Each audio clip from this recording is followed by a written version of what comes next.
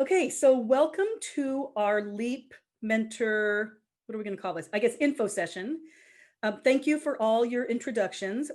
I will try to make this fast because I know that time is of the essence. I thought it would only be a half an hour, but it's really good to hear all of your backgrounds. And I did write down some of the law schools that you attended because I am trying to expand my relationships with admissions people outside of California. So just a really quick background about me. I'm Cindy Lopez. I founded LEAP, Legal Education Access Pipeline. I was a career deputy attorney general. Absolutely, positively did not plan that. If you would have told me years ago that I was going to retire from the AG's office, I would have said, no, I'm going to do something other than government. But I ended up loving it. I started in the same section that Carlos was in, the appeals, writs, and trials. And then I moved to our health quality enforcement, where I prosecuted doctors for many years. Never was bored, did lots and lots of bench trials. But the best part of my job, I think, was when I helped write legislation regarding doctors who have been criminally convicted and have to register as a sex offender. At the time when I wrote this legislation, they were not automatically revoked as a doctor, and I was able to write that. And that was I was able to do that with the backing and support of Attorney General Javier Becerra, who is now going on to greener pastures. Apparently, when you come into our office, whether you're Kamala Harris or Javier, you get to go to the White House, except for me. And while I was an AG, one of the reasons why I love doing government work is because I had a life outside of my career. And I was very involved with an organization called Moot, where Gwen and I were mentors and we were on the board together. We helped underserved girls get into college, and I developed the college access program. When I decided to retire from the AG's office, I knew I wanted to do something. I missed having that interaction with students. So I developed LEAP. So LEAP is based on, we have 3 pillars. We have the Lsat course, mentoring, and the curriculum. This was based on my experience, not only with most, but just researching other legal pipeline programs. So LSAT is obvious that each of our fellows gets a free LSAT course. It's the biggest budget item. If we didn't provide LSAT, we could have a much bigger program. But because LSAT is so ridiculously important, and I will not say on the recording what I think about the LSAT, but let's just say, in my opinion, and I am a perfect example, it has nothing to do with how you're going to do in law school. It has nothing to do with whether you're going to pass the bar the first time, because I passed the bar the first time and I got a crappy score on the LSAT. But it is what it is. It's here to stay, unfortunately. So they get that. Then I'll do mentoring last, since that's what this is all about. We have our curriculum. It starts in February, goes to September. We meet once a month. Last year, we were able to meet in person until March. And then we have this 2020. So we've been on Zoom since April. And I have to say, I give these fellows a lot of credit, because once a month they're on Zoom the entire day, the whole day, like 9 to 5. But they're used to it now, and I know there's Zoom fatigue, but if we didn't have Zoom or some sort of video conferencing, I don't know how we would do this program. And so I will send you, once you say yes to being a mentor, which I hope will be today, I will send you the curriculum. There's 6 modules each month. The most important is the anatomy of a law school application. And part of that is when you will be coming to the workshops, but it's where they learn all about the different parts of the application. The law school resume, which is very different than your resume, their diversity statement and personal statement. Our goal is for them to have a working draft of all of those things by June, because June they start the LSAT. And sorry, I know I'm talking fast, but June they start the LSAT. So they're going to put aside the application. They're going to focus just on the LSAT, and they take it at the end of August, if it's the same dates as this year, and then pick up again when and hopefully they only take the LSAT once, but They don't always get the score they want the first time, but then in September and October, they're tweaking all of those parts of their application so that they can apply by November. I want them to be done. This year, my goal was Thanksgiving. I want them to be done by the middle of November. So for those of you who do or don't remember when you applied, you have to apply by November. And I shouldn't say have to, I'm sorry, that's strong. It is strongly, strongly recommended because of money and because the class has not been completely formed yet to apply by November. Now, can you get into law school if you apply in December, January, and February? Yes, but if you have a low LSAT and a low GPA, you need to be applying in November. And so far, we have 5 of our fellows who have been accepted to law schools. So this is why I developed LEAP for this time of year. So leading up to this, of course, was great because we got to know these students, but these phone calls are why I developed it. So a few days ago, one of our fellows, his name is Sim. I mean, I know his LSAT score, I know his GPA. He called me to say, UCLA just emailed me, and I'm a little concerned because they don't have my updated transcript, and I think this is going to slow down my application. And I'm thinking to myself, there is no way that UCLA is emailing him if they're not going to admit him. Like what, right? I mean, in my head, I'm hoping that. So I said to him, I'm just putting this out in the universe. I hope this is good. So I woke up today to a text, and I started crying, by the way. You will learn I'm a big crybaby. I woke up to a text that said, the universe has answered. That's all it said. So I called him, and he goes, are you sitting down? And of course, I'm like, well, I'm saying like the F word a million times because I was so excited, super professional. And yeah, he got into UCLA today. So it's our first fellow to get into a top 15 law school. We've had fellows get to Pepperdine, Southwestern, Davis, Hastings, Santa Clara, American in DC, Mississippi, and CUNY. A bunch of others applied in the last few weeks. So probably by the end of this year, we'll hear more. But I guess what I'm saying is LEAP works. And this young man actually said to me, which is why I started crying, Cindy, if I didn't have LEAP, I don't think I would have gotten in. And it's like, okay, I'm done. I would out, like, it was amazing. So let's talk about mentors. And by the way, I was the first person he called. His mentor was the second. As Gwen said, and others of you who have relationships with your mentees, you may end up having a lifelong relationship. Now, are we asking you for that? No. You will meet them in January. So January 16th, you can put that down. That is our welcome reception / speed mentoring. And it's literally like speed dating, except speed mentoring. We're going to have breakout rooms, and you're going to meet all the fellows. And if you click with someone or a couple of people, we want you to let us know, because I try to match you that way. So that's January 16th. The workshops start in February. The ones that we want you to come to, and I should probably look this up. So I think we're going to have you come March, April, May, and I think it's August. The reason why you come to those is that's when we're going to be talking about specific parts of the law school application. And I don't have the confirmed dates yet. I will try to get those hopefully by the end of the week. You don't have to come for the whole day. So you're going to be on Zoom from 10 to 10:45, and you're going to learn from Paula, our amazing board member and former law school admissions person at both UCLA and Washington. She now is with Spivey Consulting. They are a law school admissions consulting firm, and they're very elite. She's amazing. So from 10 to 10:45, you will be on Zoom with all of us, learning about, like I said, the first one is a resume. March, April is probably diversity. May is personal statement. And then I think August are the addenda. I don't know if, like Gwen, when you and I applied, I don't think they had addenda, but if you have a low LSAT score or a funky GPA and you want to explain it, if you have a criminal record. So one of our fellows from last year and this year were in prison.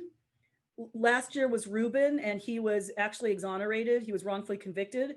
This year it's Adrian, not wrongfully convicted, attempted murder, 20 years, got out, went to community college, and then college. He's got I don't know why I know his GPA. He's got a 3.4 from Cal State Long Beach, and he's amazing.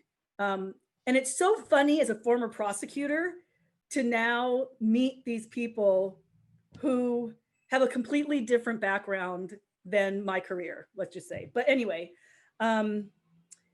so, oh my gosh, I completely just lost my train of thought. So for the addenda, if someone has a criminal background or any disciplinary, like academic probation, they'll explain that. So you're on Zoom from 10 to 10:45, then 10:45 to 11:45, or maybe 12 at the latest, you're going to go off Zoom, and then you will meet one-on-one with your fellow. So you can meet with them. I don't suggest doing it by phone. I do suggest meeting with them on Zoom, FaceTime, Skype, whatever kind of video conferencing, because on the phone, it's impersonal. And you will work with them on whatever we just taught you. So in March, you will look at their resume. Now, do I think that you are going to get everything done in that hour? No. We are going to give the fellows a deadline. And so by the next workshop, they have to give to you a pretty good working draft of whatever that document is, right? So in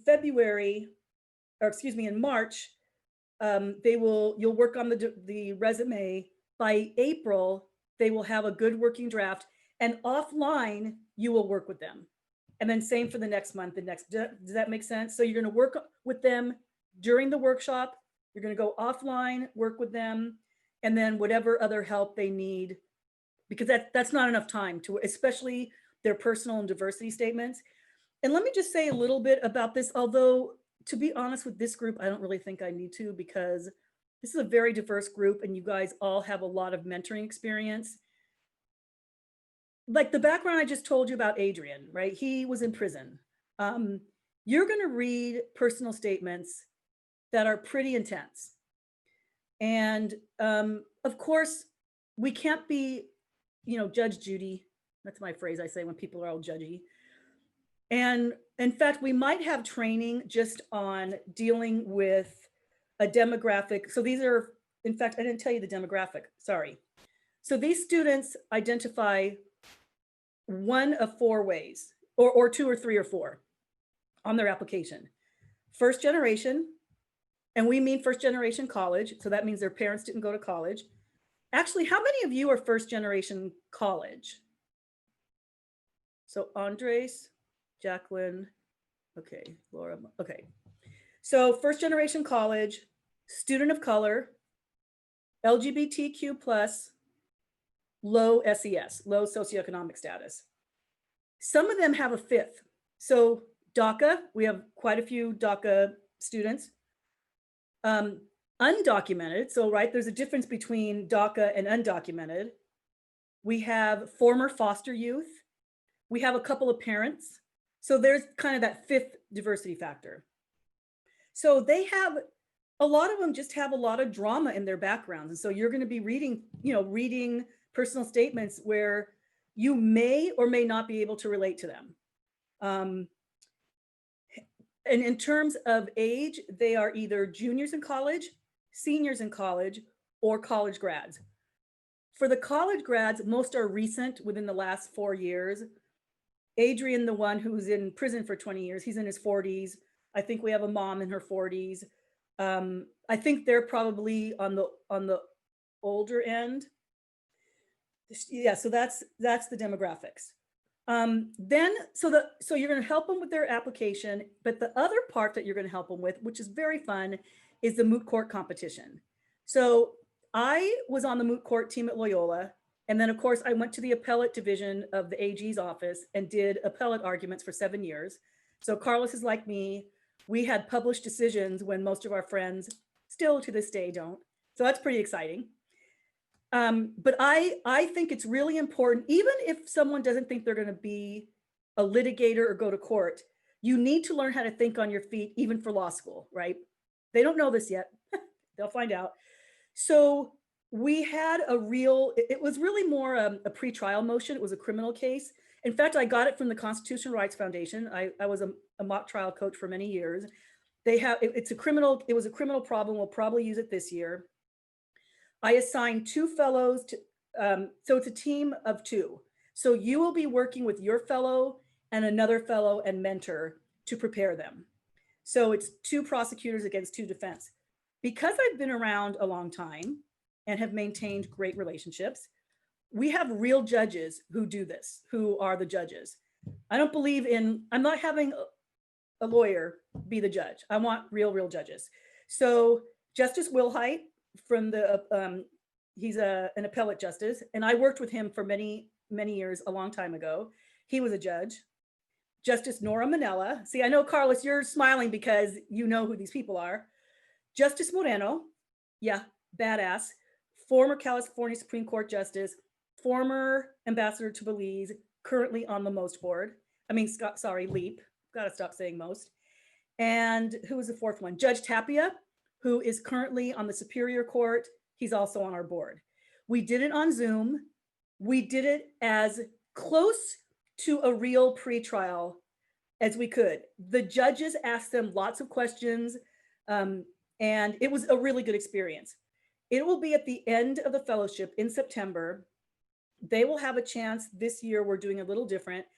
They will have a chance the last 4 workshops to work on the problem during the workshop.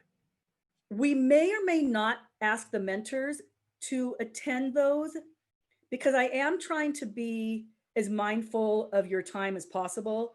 This last year, we didn't have any workshops dedicated to moot court, and all of them, because they fill out surveys after each workshop, they all said doing moot court with not a lot of preparation and studying for the Lsat was a lot.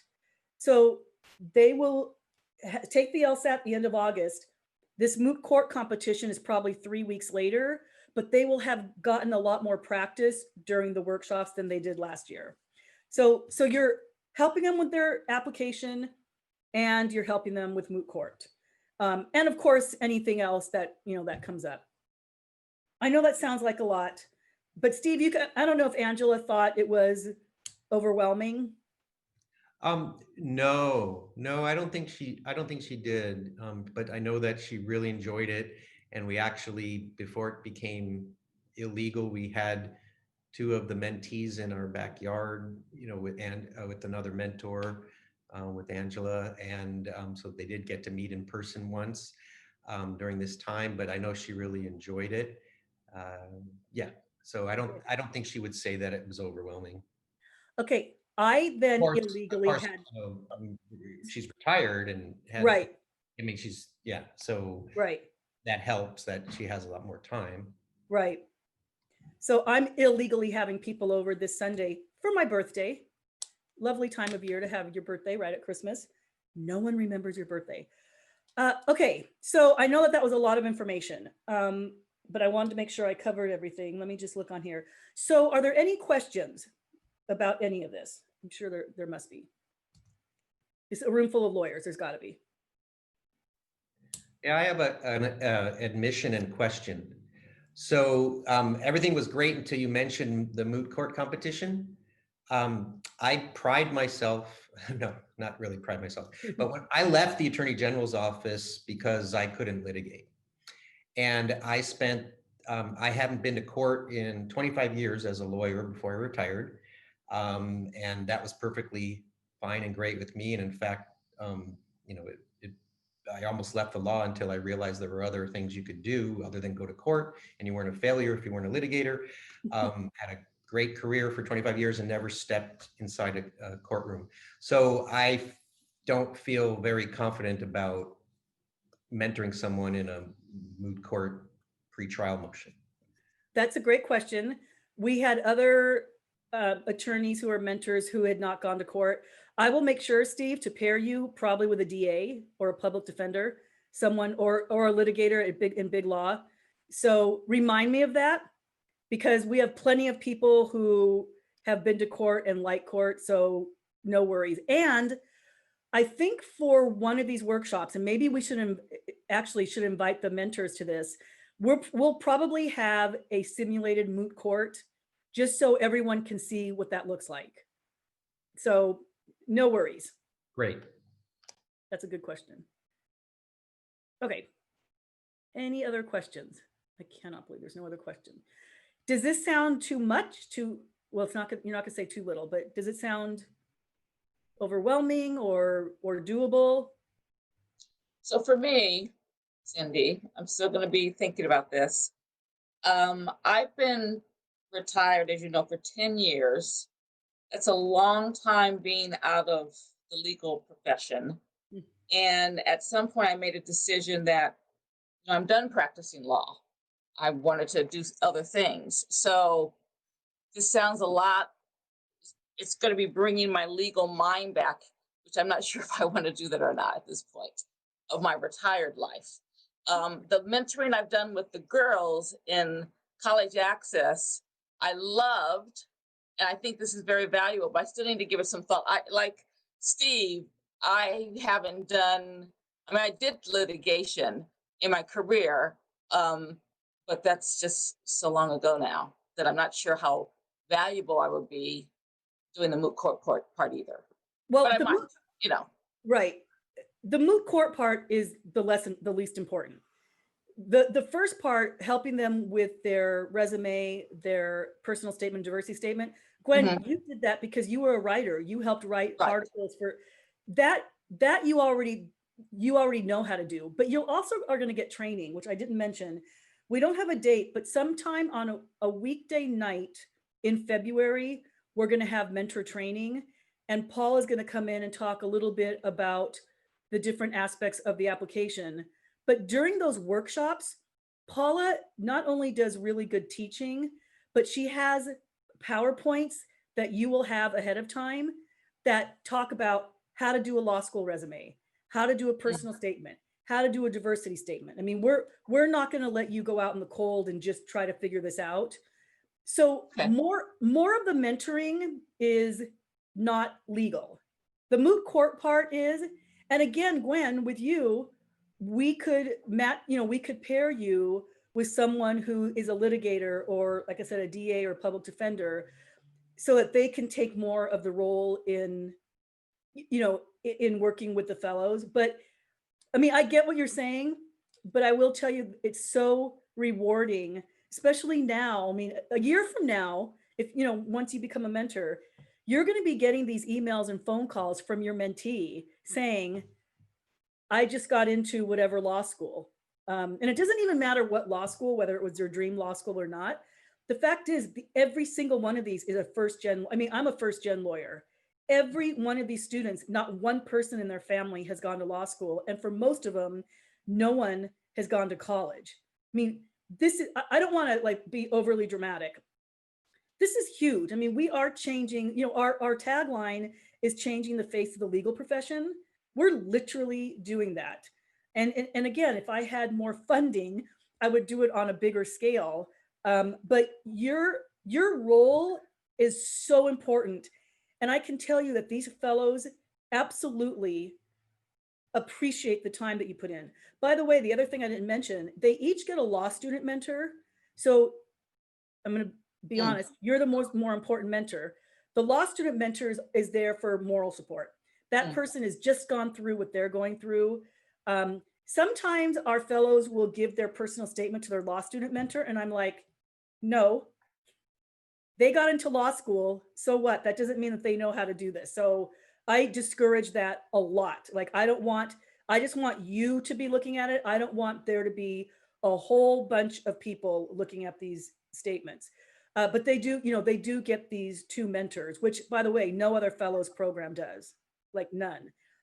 UCLA doesn't do that. UCI doesn't do that. Davis, Munger, Tolles, they have their own law firm fellows program. They don't do that. And again, I know the fellows, they very much appreciate it.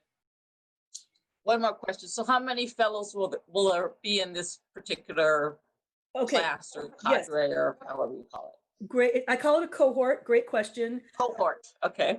Last year we had 57 apply last year. This year we had 190. Wow, that's amazing. That is one of the words I used Hmm. when I got these. That is one word. There were other words I used also. So out of the 190, I had to have the board and some of the mentors help me vet and read applications, because there's a whole application process and they get interviewed. I personally interviewed 55 students in November, 55 on Zoom. So you think you have Zoom fatigue? Yeah. But I had to see them in person.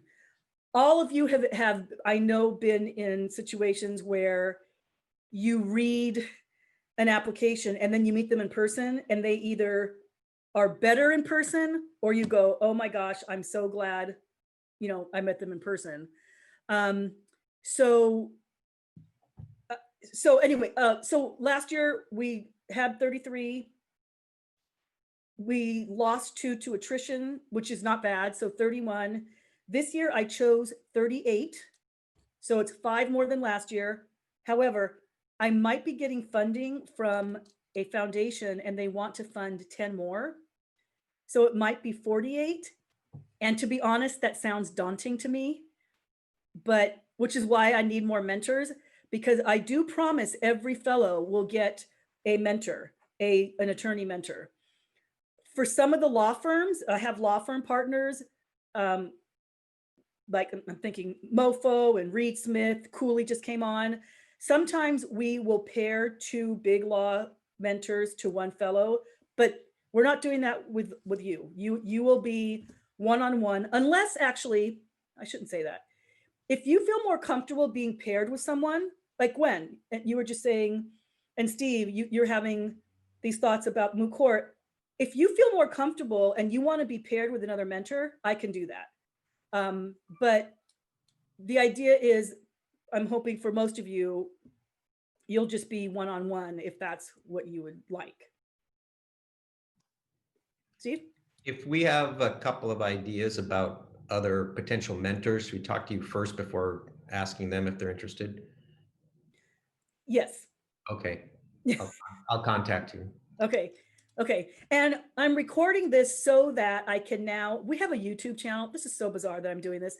I have a YouTube channel for LEAP. I'm on Instagram all the time. I mean, Facebook is one thing, but Instagram is just, if you're not on Instagram, it's completely different. It's much more positive. There's not all the goofy, weird political stuff that there is on Facebook. And, a YouTube channel, we have a newsletter. So we're definitely out there. That's how most of our students find out about LEAP, through Instagram. So, and LinkedIn. I'm not doing TikTok videos. I swear, if in a few months I do a TikTok video, just shoot me. What's the Instagram name? Oh, Instagram and Facebook is at Legal Pipeline, all one word. So definitely follow us. Okay. Any other questions? So this is what I'm hoping. I'm hoping that you will all say yes, so that I can add you to our list. And I will see you January 16th. So you can either put it in the chat. Oh, see, we already have, Evan had to leave. Okay. You could put it in the chat. You can do it to either me personally or to everyone, or you can email me. Gwen, I know you said you want to think about it. I totally get it. I'll say yes. For the 1 year, that'll be my commitment at the moment. Okay. All right. We'll see how it goes. Oh, yay. I Fair? love it. Okay. I like peer pressure. Or FOMO, right? Fear of missing out. Awesome. Okay. Oh, okay, Christina. Wow. Yes, we can talk. I'll call you. And congratulations. Mhm. Okay, so, and Malcolm, I know that Tara, yes. Okay, so again, if you have any questions, you can email me or call me, but I have yeses from a lot of you. Yay, this is awesome. So, and if you do have people that are interested, yeah, definitely talk to me first. what we're looking for, I mean, obviously we'd like diverse people. We would like first gen people. We would like people who identify in the same diversity factors as our students. The idea is we want them to be able to relate to the mentors, um, and what's the saying? You can't be what you can't see, as Marian Wright Edelman always says. So again, we're trying to change the legal profession and diversify our very not diverse profession.